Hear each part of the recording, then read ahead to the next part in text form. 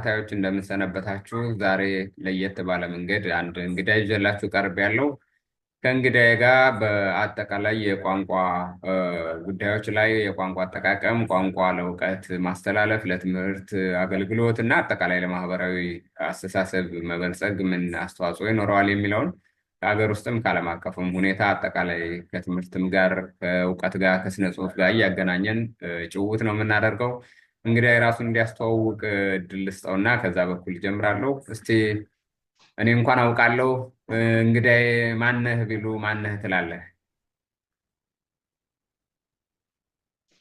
አመሰግናለሁ። እኔ ብርሃን አሰፌ ሲሳይ ይባላለሁ። በእንግሊዝኛ ቋንቋና ስነ ጽሁፍ በአዲስ አበባ ዩኒቨርሲቲ የሁለተኛ ዓመት ተማሪ ነኝ።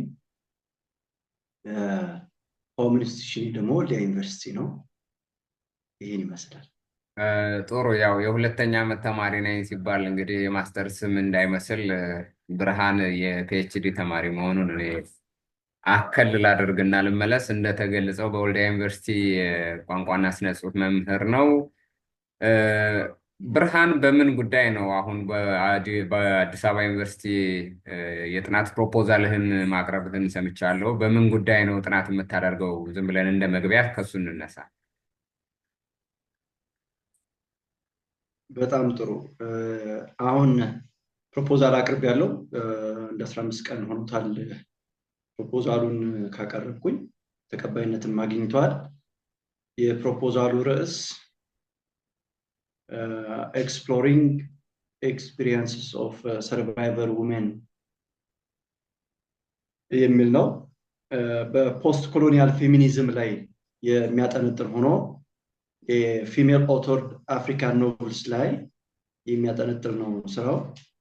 በዋናነት በተለያየ የህይወት አጋጣሚ ችግር ውስጥ የገቡ ሴቶች ከችግር ራሳቸውን አውጥተው እንዴት ራስን ወደ መቻል የራስን አቅምና ክብር ማንነት መመለስ እንዴት ቻሉ የሚለውን ከችግር የመውጫ ስልቶችን በሴት ደራሲያን የተጻፉ አፍሪካዊ ረጅም ልቦለዶችን መሰረት በማድረግ የሚተነትን ይሆናል ማለት ነው። በጣም ጥሩ ሀሳብ ነው። ስለዚህ እነዚህ አፍሪካውያን ሴት ጸሐፍት የጻፏቸው ልቦለዶች ውስጥ ያሉ ሴት ገጸ ባህሪያት ካለፉባቸው ፈተናዎች፣ ችግሮች ለመውጣት የሚያደርጉትን ጥረት ነው የምትተነትነው ከድህረ ቅኝ ግዛት በኋላ ማለት ነው። ትክክል ነው። አሁን የተለመደው ሴቶች እንደዚህ ይጨቆናሉ፣ እንደዚያ ይጨቆናሉ፣ ይሄ የሴቶቹን የጭቆና አይነቶች መተንተን ነው። ትንሽ አሁን የኔ ርዕስ ለየት ብሎ የመጣው ምንድነው? ችግር ውስጥ የገባች ሴት ምን መንገድ ተጠቅማ ከችግሩ መውጣት ቻለች?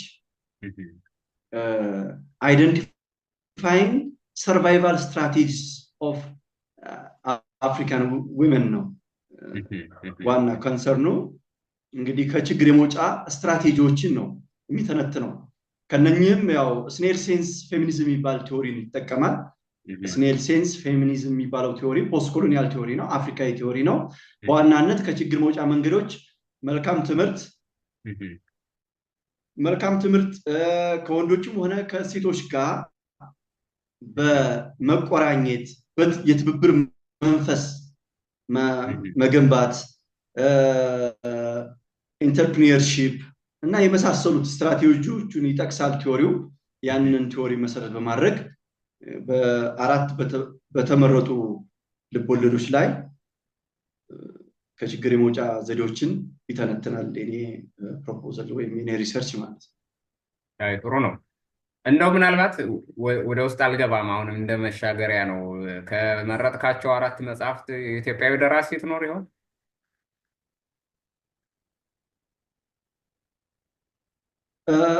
ኢትዮጵያዊ ያው እኔ ማተኩረው አፍሪካን ኖቨልስ ኢን እንግሊሽ ነው። ሴሌክሽን ክራይቴሪያው ሚዲየሙ በእንግሊሽ የሆኑ ነው እና ፐርፐሲቭ ሳምፕሊንግ ስለነበረ ኖቨልስ ዛት ፊቸር ወይም እንደዚህ ረጅም ልቦለድ ሆነው በውስጣቸው በሆነ አጋጣሚ ችግር ውስጥ ገብታ ከችግር ውስጥ የምትወጣ ገጸ ባህሪ ያላቸው ረጅም ልቦለዶች ነው የመረጥኩት ወይም የፈለግኩት ማለት ነው። እንግዲህ እንዳጋጣሚ ሆኖ በእንግሊዝኛ የተጻፈ የቅርብ ስራ ሆኖ አሁን ያልኩህን ነገር የሚያሳይ ኢትዮጵያዊ ረጅም ልቦለድ ማግኘት ባለመቻሌ ከሌሎች ከዩጋንዳ፣ ዚምባብዌ እና ናይጄሪያ የተውጣጡ ልቦለዶች ነው ትኩረት ያደረኩት። በጣም ጥሩ። እንዲሁ ነው፣ ያለ ምክንያት አላነሳሁትም። ኢትዮጵያዊ ደራሲ ያለች ወይ የሚለውን ለማንሳት የሞከርኩበት ምክንያት ምንድን ነው? ነገሩን ወደ ውይይታችን ለማገናኘት ያክል ቋንቋ፣ ስነ ጽሁፍ ይጻፍበታል፣ እውቀት ይተላለፍበታል። ኢትዮጵያዊ ደራሲ በእንግሊዝኛ ስትጽፍ ደግሞ የኢትዮጵያን እሳቤ፣ ማህበረሰባዊ ባህል፣ አጠቃላይ ማህበረሰባዊ አረዳድ ጭብጥ ይዞ ነው ለዓለም አቀፍ አንባቢ ገበያ የሚወጣው እና እውቀት የማስተላለፊያ መንገድም ስለሆነ ቋንቋ በዛ በኩል ምን ላይ ነን የሚለውን ነገር ለማጠቆም ያክል ነው። ወደ ውይይታችን ጭብጥ ስንነሳ ዛሬ ለመወያየት እንግዲህ የተነሳንበት ቋንቋ፣ በተለይም እንግሊዝኛ ቋንቋን ነጥለን ትኩረት አድርገን ለእውቀት ማስተላለፍ፣ ለትምህርት፣ ለስነ ጽሁፍ ስራ እንዲሁም አጠቃላይ ለማህበረሰብ ንቃተ ህሊና የሚኖረው አበርክቶት ምንድን ነው? እኛ በዛ ረገድ ምን ላይ ነን? ምን እየሰራን ነው? ምን መስራት ይጠበቅብናል? የሚሉትን ጉዳዮች እያነሳ እንድንጨዋወት ነው ያነሳ ነው። እንደ መነሻ አሁንም ከግዕዝ እንነሳና እንግዲህ ኢትዮጵያ ረዝም ጊዜ ታሪክ ያላቸውና በተለይም ቋንቋን በረዝም ጊዜ ለጽሁፍ ቋንቋነት በመጠቀም ከሚታወቁ ሀገሮች አንዷ ናት። ግዕዝ በጣም በኢትዮጵያ ስነ ጽሁፍ ውስጥ በተለይ በቤተክርስቲያን ድርሳናት ውስጥ እና በቀደምት ታሪኮቻችን ውስጥ በጣም ትልቅ ሚና እንዳለው ይታወቃል። በዚህ ረገድ እስኪ በኢትዮጵያ አብያተ ክርስቲያናትም ይሁን በጥንታዊ ድርሳናትን በግዕዝ የመጻፍ ጉዳይ እና ግዕዝን ደግሞ ከቤተ ክርስቲያን ባለፈ ለሕዝብ ቋንቋ የመገልገል ጉዳያችን እንዴት ይታያል? እሺ፣ በጣም ጥሩ። ያው እንግዲህ አያሌ ጥበባት፣ አገር በቀል እውቀቶች በግዕዝ ተከትበው እንደሚገኙ ሁላችን የሚያስማማ ሀሳብ ነው። እንግዲህ ምን ማለት ነው? የሀገር እውቀትን መርምሮ ለሀገር እድገት መዋል መቻል ትልቅነት ነው። እንግዲህ እስካሁን በደንብ ካልሰራ ነው ወደፊትም ቢሆን ልንሰራው የሚገባ የተለያዩ አሁን ያደጉ በማደግ ላይ ያሉ ሀገሮችንም ስናይ የሀገራቸውን ነባር እውቀት ከዘመናዊ ጋር ቀይጠው በማዋደድ ነው ወደ እድገት የመጡት። ስለዚህ ኢትዮጵያውያንም ቀላል የማይባል በተለያዩ ዘርፎች ላይ እውቀት፣ ጥበብ በግዕዝ ቋንቋ ተጽፎ ድርሳናት በተለያዩ ቦታዎች እንግዲህ በየዋሻው በየአድባራቱ ይገኛሉ። ነገር ግን ጥያቄው ምንድነው? እንደ ሕዝብ ግዕዝ ቋንቋ እንችላለን ወይ ነው። ማለት በግዕዝ ቋንቋ ያሉ እውቀትን በግዕዝ ቋንቋ ያለን እውቀት ለመቅሰም ወደ ሕዝብ ለማሰራጨት ለሕዝብ ተደራሽ እንዲሆን ለማድረግ ግዕዝ ቋንቋ አለመቻላችን እንደ እንቅፋት ሆኖ ተጋርጦብናል። እንግዲህ ይህን በመረዳት አሁን ግዕዝን ለማወቅ ወይም ግዕዝን ለማስፋፋት እውቀት ለመቅሰም ነባር አገር በቀል እውቀቶችን ቀስመን ከዓለም አቀፋዊ ዘመናዊ እውቀት ጋር በማዋደድ ዘመን የሚሻገር ወይም ስር ተከል የሆነ እድገትና ስልጣኔ ለማስቀጠል ወይም ሀገራችን ላይ ለማስኬድ የግዕዝ ቋንቋ እያሳደግን አይደለም። ህዝባችንም ለግዕዝ ቋንቋ ባዕድ ሆኖ ነው የሚገኘው። ግልጽ ነው። ግዕዝ ቋንቋን ማወቅ ማስፋፋት ጥቅሙ ቀላል የሚባል አይደለም። ምክንያቱም የእምቁን አገር በቀል እውቀት ወደ ህዝባችን ወደ ሰፊው ህዝባችን በማድረስ ከዛ የሚገኘውን መልካም ነገር ገንቢ ነገር ወስደን አሁን ካለው ጋር በማዋደድ ወይም በማቆራኘት መሰረት እንድንጥል ግዕዝ ቋንቋ ማወቅ ይጠበቅብናል። ግን ግዕዝ ቋንቋ እናውቃለን ወይ? ግዕዝ ቋንቋ ለማወቅስ ፍላጎታችን ምን ያክል ነው? ግዕዝ ቋንቋን እንድናቅ የሚያደርግ ሁኔታ ላይ ነው ወይ ያለ ነው? ወይስ በቃ ግዕዝ በቋንቋ ለማወቃችን ምንም ችግር የለውም? እንደኔ ችግር አለው ብዬ አስባለሁ። ምክንያቱም ግዕዝ ቋንቋን ማወቅ እነዛን ጥልቅ አገር በቀል እውቀቶችን ለማንበብ ለማወቅ ብሎም ወደ ተግባር ለማዋል ግዕዝ ቋንቋን ማወቅ ያስፈልገናል። ነገር ግን ግዕዝ ቋንቋ ባዕድ ሆነን እንገኛለን። የሀገራችንን ቀደምት ጥበቦች እየተጠቀምን አይደለም። ለዚህም ምክንያቱ ያው ግዕዝ ቋንቋ አለማወቃችን እንቅፋት ሆኖ ይገኛል። በነገር ላይ እንደዚህ አሁን አለማወቃችን እንደተጠበቀ ሆኖ ያነሳው ነገር አለ። ይሄ ቅድም ከመግቢያ ላይ ያነሳው አንደኛው ነገር እንፈልጋለን ወይ ለማወቅስ እንፈልጋለን ወይ የሚለው መሰረታዊ ነገር ነው። ከዚህ በፊት ብዙ ጊዜ ይነሳል። በተለይም በ1960ዎቹ 50ዎቹና 70ዎቹ ውስጥ የነበረው አብዮተኛው ትውልድ በተፈጥሮ ያ ትውልድ ተብሎ በተለምዶ የሚታወቀው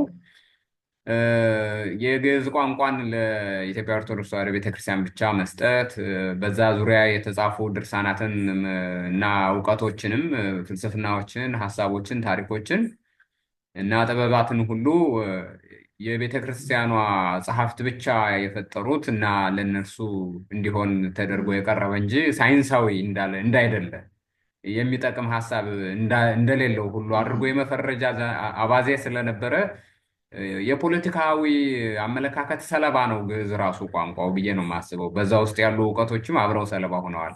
ግን ወደኋላ ስንመጣ ያ ትውልድ አንደኛው የሚታወቅበት ያ ትውልድ የምናነሳው አንድ ነጥብ ስላለ ነው አንተ ካነሳው ጋር ለማጣጣም አንደኛው የሀገሪቱ የጥንት ታሪክ መዛግብት የተጻፈበትን ግዕዝ ቋንቋን ከቤተ ክህነት እንዳይወጣ ሲፈርጀው እና በዛ ውስጥ ያሉ እውቀቶችንም መርምረን እንዳናገኝ ሲያንኳስስ፣ በአንጻሩ የውጩን ቀጥታ ለመውሰድ እና የሀገር ውስጡን ሁሉን ነገር ደግሞ ጥሎ ለመሄድ ቆርጦ የተነሳ ትውልድ ነበረ እና በዛ ሰዓት ክርክር ነበረ።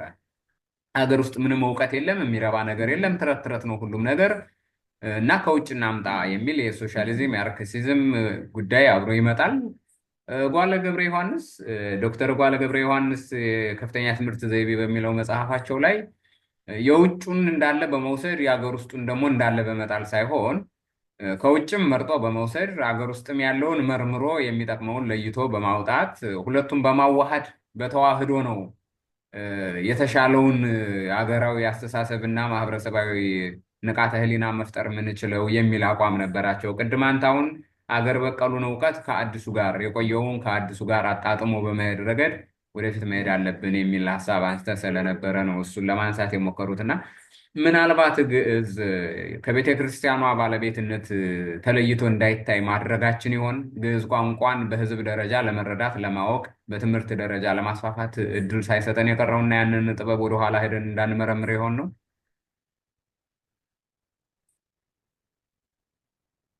እንግዲህ ያው መጀመሪያ እንዳልከው የአመለካከት ችግር ነው።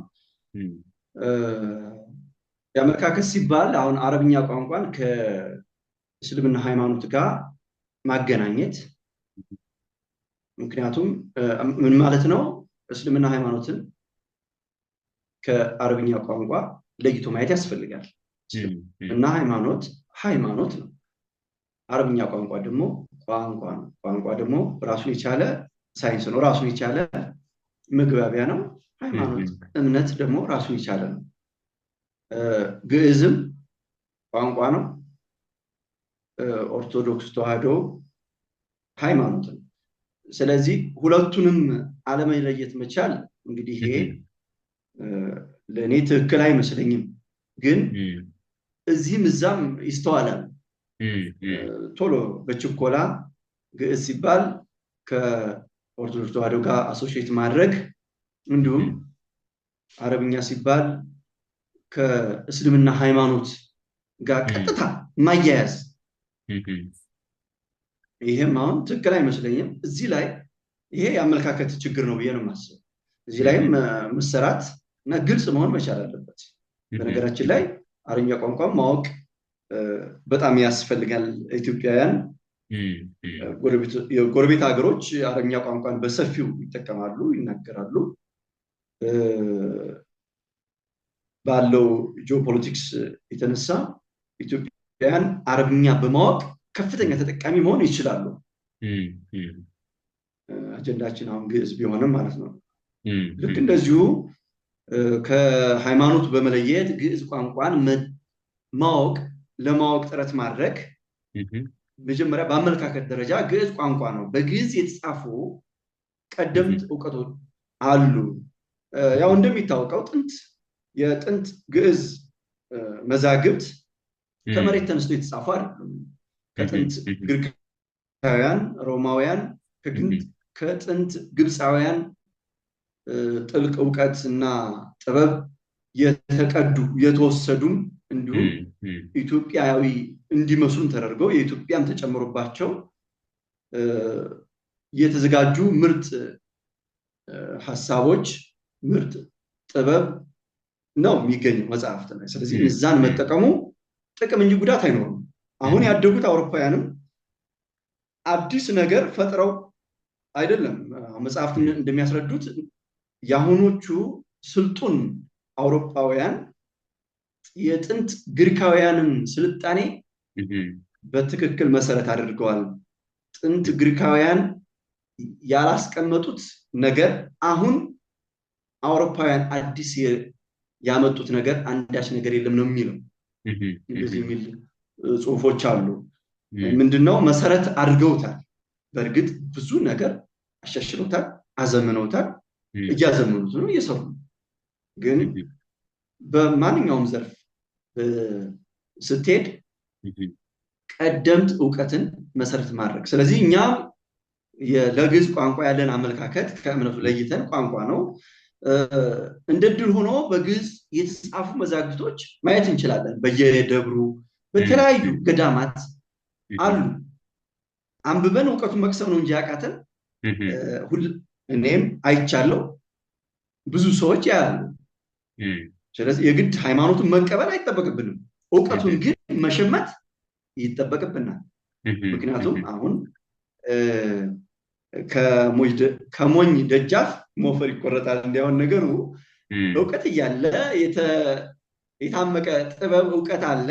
ቅድም እንዳልከው ነው። ምንድነው የማይጠቅም ነገር ካለ እሱን እንተዋለን። ይሄ ግልጽ ነገር ስለሆነ የማይጠቅም ነገር ከሆነ እየተውን የሚጠቅመውን ነገር ምርጡን ነገር ወስደን ዛሬያችንና ነጋችንን ማስተካከል ከዚህ ትውልድ የሚጠበቅ ስራ ይመስለኛል። በጣም ጥሩ። ከሞኝ ደጃፍ ሞፈር ይቆረጥ ያልካት ሀገርኛ አባባል አንድ ተጨማሪ ሀሳብ እንዳነሳ በር ስለከፈተች ነው። ኢትዮጵያ ውስጥ በኢትዮጵያ ከፍተኛ የትምህርት ተቋማት ዩኒቨርሲቲዎች እና ኮሌጆች ስንል ምናልባት በአማርኛ ቋንቋና ስነ ጽሁፍ ውስጥ በሚሰጡ ትምህርቶች የግዕዝ ቋንቋን እንደ አንድ ኮርስ ዝም ብሎ አንድ ነጠላ ኮርስ አድርጎ ዝም ብሎ አጥንቶ እንደ ሳይንስ አይቶ ተመልክቶ ብቻ ማለፍ አለ። ከዛ በዘለለ በትምህርት ክፍል ደረጃ በጥናት ማዕከል ደረጃ የተደራጀ ብዙ አናቅም። የተወሰነ ሙከራዎች አሉ። ባህር ዳር ዩኒቨርሲቲ ሙከራ አለ፣ ወልዶ ዩኒቨርሲቲ ሙከራ አለ። ሌሎቹም ዩኒቨርሲቲዎች መነሳሳቱ ባለፉት ጥቂት ዓመታት ውስጥ እንደነበረ እናስታውሳለን። አውሮፓ ውስጥ እና ሌላውም ቻይናም መሄድ እንችላለን፣ ጃፓን፣ ካናዳም፣ አሜሪካም በተወሰነ መልኩ እና አውሮፓ ደግሞ በተለይ ጀርመን በደንብ በዚህ በኩል የሚታወቁት በርከት የሚሉ ዩኒቨርሲቲዎች ግዕዝን በፒኤችዲ ደረጃ ጭምር በትምህርት ደረጃ ይሰጣሉ። አንድ የትምህርት ዘርፍ አንድ የጥናት ዘርፍ አድርገው። አሁን ቅድም ያልከው ነው። ግዕዝ እንግዲህ በንግግር ደረጃ በዕለት ተዕለት ስራ ላይ በመዋል ደረጃ በኢትዮጵያ ኦርቶዶክስ ተዋሕዶ ቤተክርስቲያን ስርዓቱ ውስጥ የተገደበ ነው። ከዛ በዘለለ ኢቭን ኢትዮጵያውያን እንኳን በህዝቡ ውስጥ ግዕዝን ለመግባቢያነት ስለማንጠቀም ቤተክርስቲያኗ ለአገልግሎት በምትጠቀምበት አውድ ውስጥ ብቻ የተከለለ ነው። እነዚህ አውሮፓውያን እስከ 3ኛ ዲግሪ ድረስ የኢትዮጵያ ጥንታዊ መዛግብትን ከሀገር ውስጥም እያስወጡ ሀገር ውስጥም እየመጡም ቢሆን የሚያጠኑት የሚመረምሩት በእነዚህ ድርሳናት ውስጥ አንዳች ለሰው ልጅ የሚጠቅም እውቀት አለ ብለው በማመናቸው ጭምር ነው እና እኛ የፈረጅነውና እንደ ሞኝነት የሆነብን ነገር ለነሱ ሞፈር መቁረጥ ሆኖላቸዋል፣ ለነሱ እውቀት ማግኘት ሆኖላቸዋል። እና ይህንን ጠቆም አድርገ ነው በአገር ውስጥ የሚገኙ ዩኒቨርሲቲዎቻችን እንደው የሚያደርጓቸውን ትንንሽ ጥረቶች ሰፋ እንዲያደርጉ ምን ሀሳብ ይኖርሃል በዚህ ላይ? እና ወደ ሌላው እንሻገር። በጣም ጥሩ። ግዕዝ ቋንቋን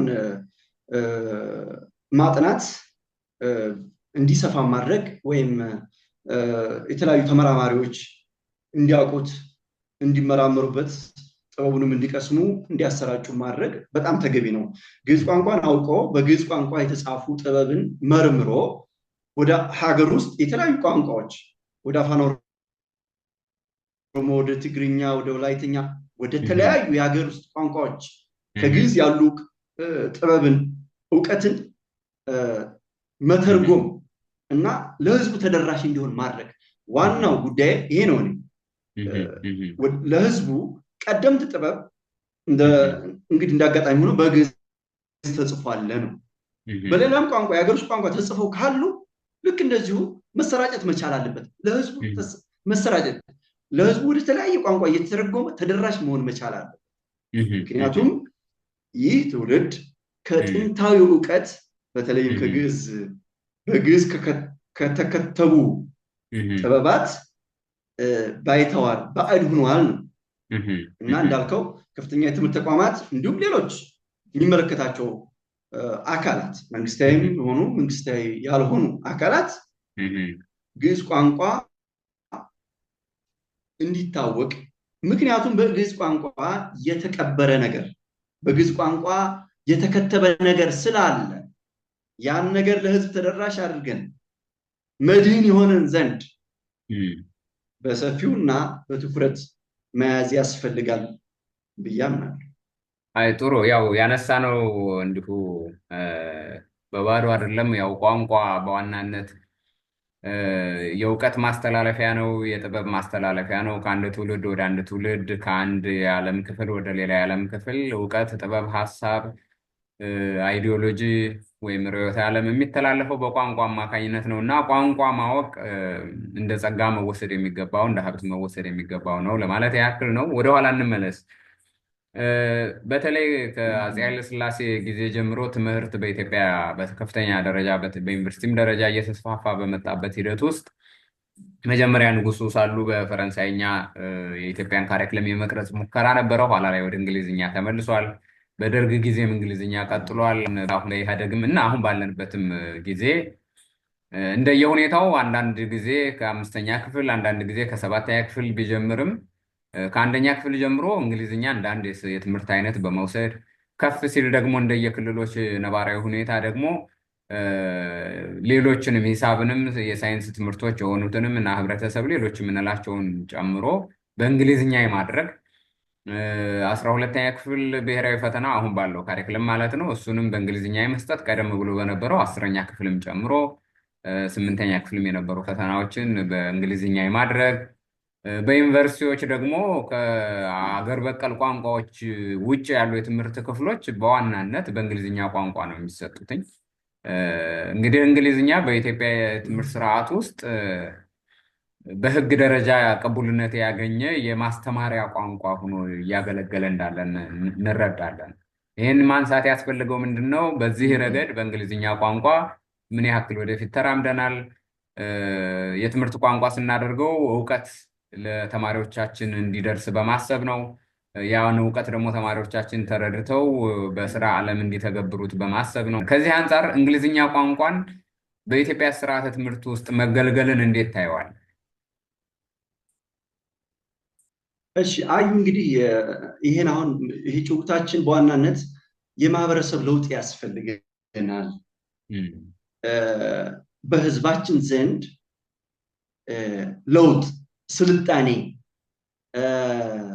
የኑሮ መሻሻል፣ ሰብአዊ ክብር፣ ሰብአዊነት ሰብአዊነት መከበር እነዚህ ነገሮች እንዲመጡ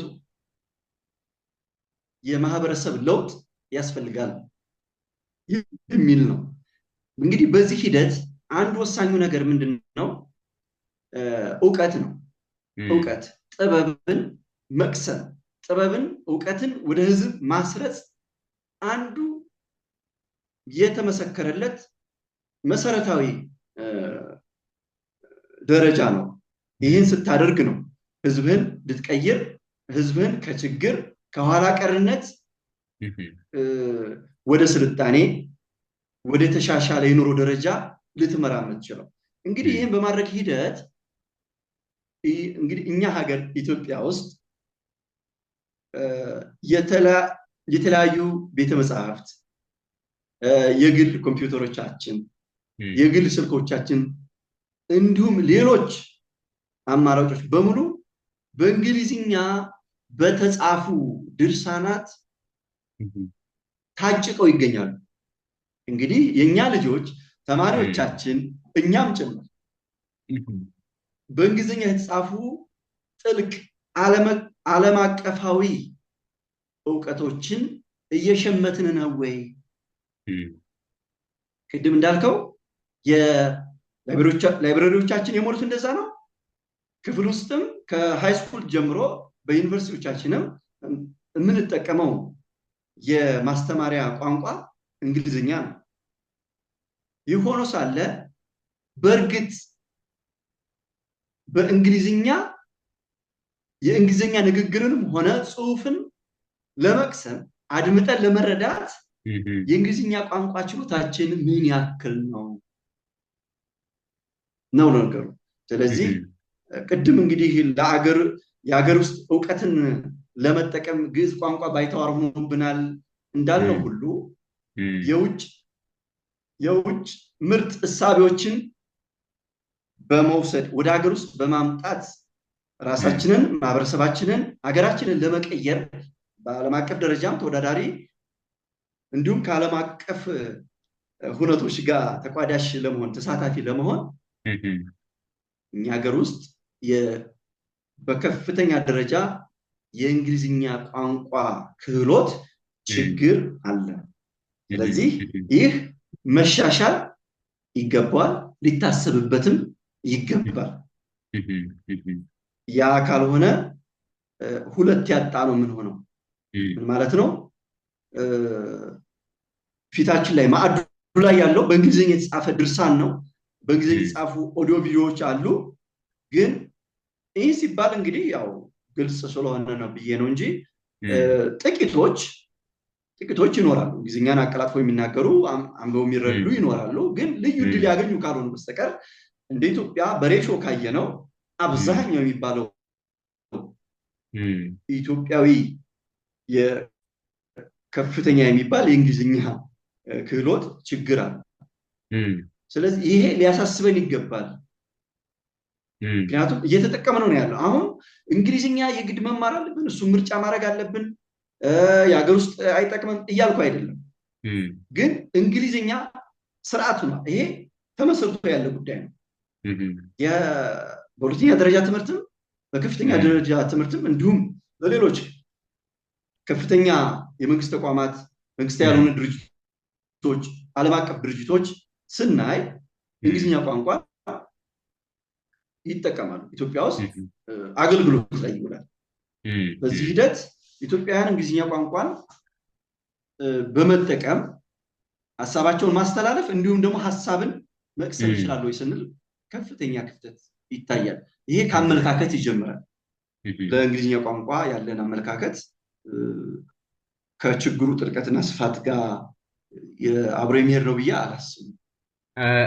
አንዴ ያዝ ላድርግህና በሚፈለገው ልክ ክህሎታችን ለምን አልመጣም የሚሉ ለችግሩ ምክንያት የሚሆኑ ጉዳዮችን እናነሳለን። አፍታ ቆይታ በኋላ ተመልሰን እንገናኝና ለዚህ ችግር ያበቃን ምክንያቶቹ ምንድን ናቸው? ለምንድን ነው ተማሪዎቻችን በሚፈለገው ልክ ክህሎቱን ማዳበር ያልቻሉት?